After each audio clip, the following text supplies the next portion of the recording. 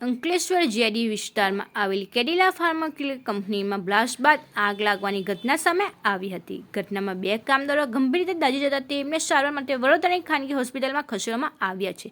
Company MPP2 પ્લાન્ટમાં રાસાયણિક પ્રક્રિયા દરમિયાન અચાનક પાણીના સંપર્કમાં આવતા કેમિકલ રિએક્શન થતાં બ્લાસ્ટ સાથે આગ લાગી હતી. આ ઘટનામાં ઇન્ડસ્ટ્રીયલ સેફ્ટી એન્ડ હેલ્થ વિભાગને ઘટનાની ગંભીરતાથી લઈને કંપનીની ક્લોઝ નોટિસ ફટકારી છે. આ મામલે પોલીસે FSL ટીમ સાથે કંપનીમાં પહોંચી તપાસ શરૂ કરી છે.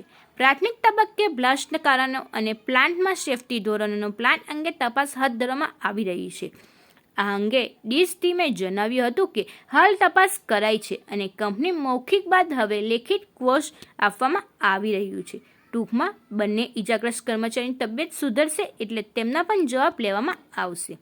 કંપની મેનેજમેન્ટના પણ જવાબ લેવામાં આવ્યા હતા. તો પોલીસ વિભાગની FSL ટીમ અને કેમિકલ એક્સપર્ટની મદદથી આગ લાગવાના કારણો જાણવાની સાથે કામદારોની સુરક્ષા વ્યવસ્થા અંગે પણ જરૂરી જવાબ લેવામાં આવ્યા હતા.